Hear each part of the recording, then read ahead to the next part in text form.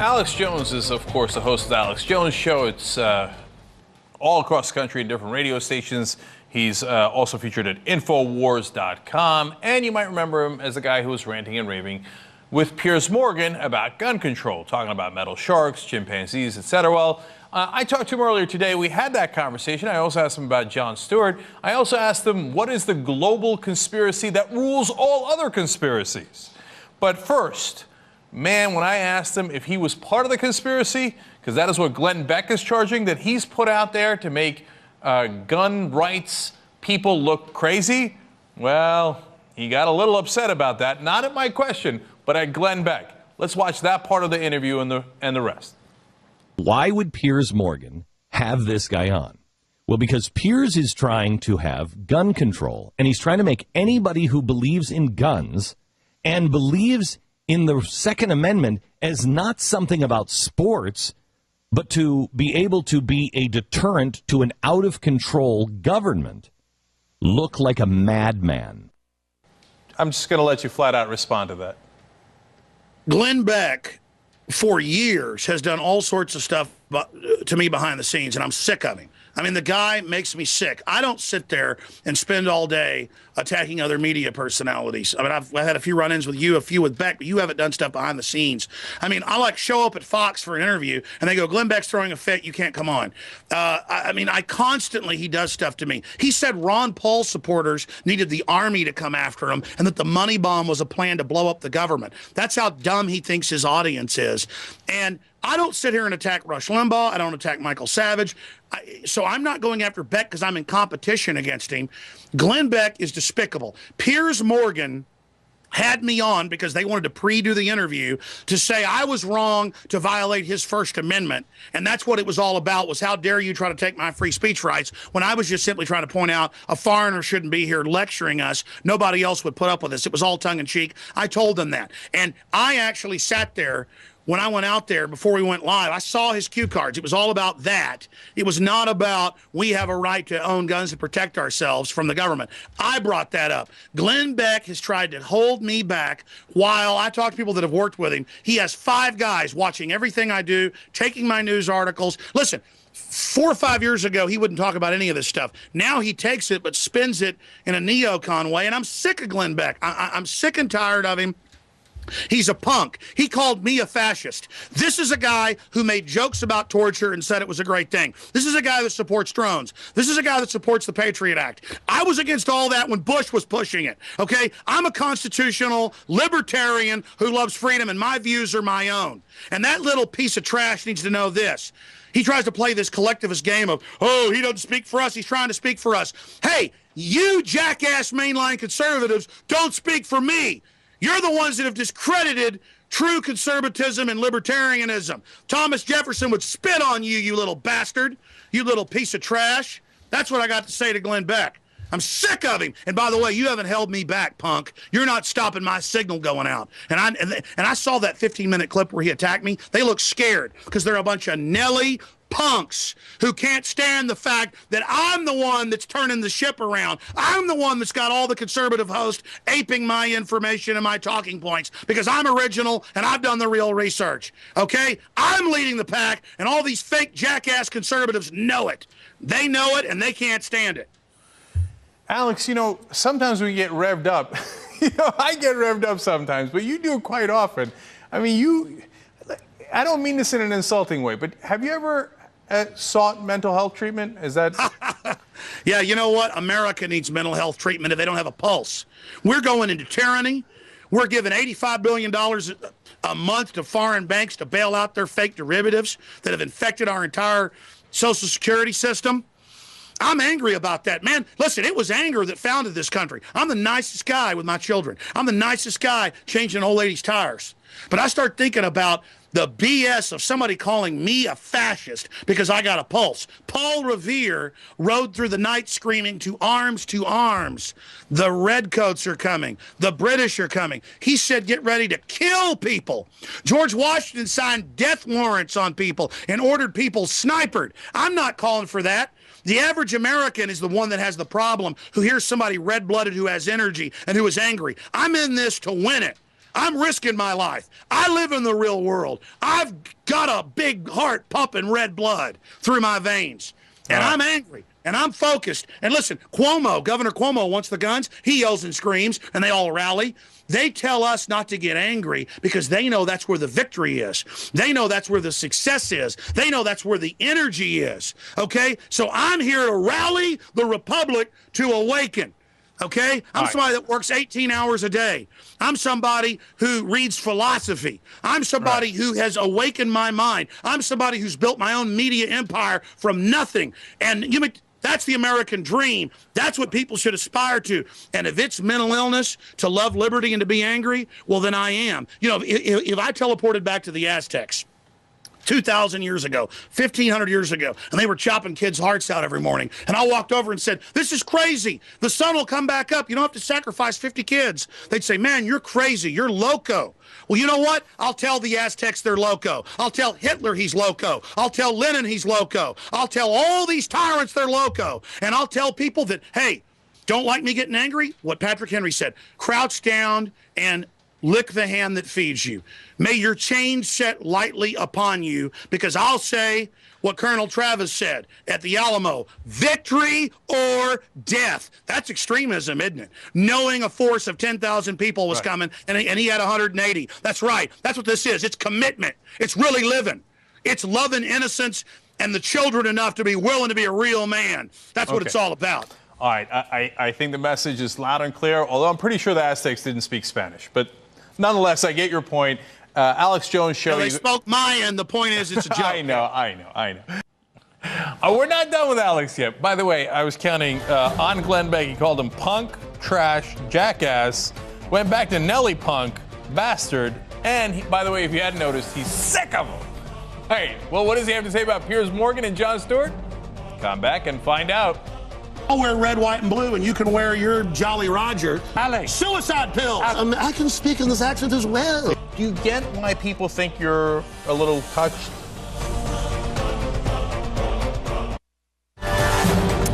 Alex Jones is probably now best known for his fascinating interview on Piers Morgan on gun control, but many people know him through the Alex Jones Show and Infowars.com, which is very successful online. He's got a channel on YouTube, I should say, also successful with hundreds of millions of views. So his message is certainly resonating with some. Now, I asked him about what is this global conspiracy that he often talks about? What's at the heart of it? We talked about that. We also talked about Jon Stewart and Piers Morgan. So let's watch more. We're becoming an authoritarian country. We're losing our liberties. The NDAA, the warrantless wiretapping, the GMO, all of it. We're entering a dystopic nightmare, and I yell and scream to try to get people out of their trance. That's why I do that on purpose, is to get people out of the trance they're under. Now, Alex, when you are concerned about government and its reach into our private lives and a violation of our rights like the NDAA, et cetera, I'm just as concerned. So, I hear you on that completely. But when you start talking about this global conspiracy, you obviously lose me, right? And it doesn't mean I'm right and you're wrong, but I think to a lot of people it's going to seem a little unbelievable. So flesh it out for me, including to me, honestly. It seems unbelievable to me. So who is it that wants to do this dystopia? Who are these puppet masters or whoever they are? And how many of them are there? And why do they want to kill us? I don't get that part. Well, the time I interviewed him, he was the head of the Kissinger group, Rothkopf. He wrote Superclass about 5 years ago. You should interview him. And he said he came on my show to try to convince me global government's the way to go. He said there's 6,000 super gophers that run the whole planet, but there's less than 20 families that own it, and that they're busy mopping up the final countries that were sovereign, and that they're bringing in world government. I mean, there are thousands of articles in the Times of London, Newsweek, Time Magazine, announcing global government run by technocrats, and it's a scientific dictatorship. And if they're successful with their New World Order, people are going to wish later they would have listened and stopped this. These are 170 IQ, top scientists hired by the old robber baron families, the Rothschilds, the Rockefellers, all of them, on record, those old names. I want to ask you a question about how you're perceived when you say that. but I want to do it in conjunction with your appearance on the Piers Morgan Show. Now, this is an edited version. We took some of the highlights of what you said. I just want the audience to know that. I'm going to show it to you, and I want to get your reaction. Here, let's watch.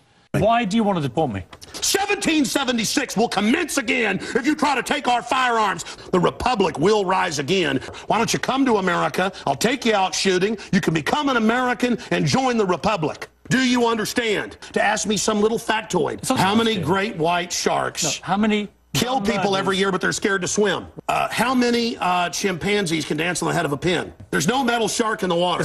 Have me back with a boxing ring in here, and I'll wear red, white, and blue, and you can wear your Jolly Roger. Alex. Suicide pills. I can speak in this accent as well. Yeah. Mass murder pills. Okay. Now, Alex, I know it's unfair to edit it together, but you did say all those things, and, you know, I enjoyed the English accent. But when you say the U.S. government is preparing people by working with Hollywood in a conspiracy to pretend we're zombies and mow us down, and then you do that on CNN, do you get why people think you're a little touched? Yeah, I'm going to tell you again. The Army and Marine Corps do drills where hundreds of role players dressed up in Dallas Cowboy jerseys and John Deere hats come towards them and they shoot them. Meanwhile, just 2 years ago, the real training manuals were to mow down citizens, and these are declassified. And so they said, look, we'll just call it zombies and say it's a joke. They're practicing in real drills, not a joke, to mow down citizens, and you always dehumanize someone, the Jews, others, before you kill them. You say they're not human. They're saying, oh, we're practicing to mow down people in U.S. cities, but they're not citizens. They're zombies. It's a cover for the training. But let's go back. All those things, you edited it out, 15 minutes on air or whatever. I said all that on purpose. I said all that to get people out of their trance so they would hear the brutal truth. Let me expand on this. When Jaws came out in the 1970s, on average, I looked it up, there were 5 great white shark killings, deaths a year, from Australia to the west coast of the United States, worldwide, South Africa, all of it included. On average, it's 5. So that movie made people not go swimming worldwide and killed about half the business for 2 years. And some actuaries show have cut back people going to the beach upwards of 10% 30 plus years later. It's the same thing with the guns. Statistically, to be killed by a semi-auto firearm in a school is incredibly rare. 88 people a year in mass shootings total, less than 30 of those in school shootings. It's still terrible, a tragedy, but they take it and they project it. But when Obama kills little kids with a drone, it's just collateral damage. There's no fake crying. So that was my point about there's no metal shark out there. So I get that. I get that. And I think the drone program is hideous, and we talk about it on the show all the time. But, Jon Stewart, I think, made a fair point here. He was discussing what you said, because you're talking about here imaginary problems like the shark problem, et cetera. Let me play you the Jon Stewart clip and get you to respond. So this is what it is. Their paranoid fear of a possible dystopic future prevents us from addressing our actual dystopic present.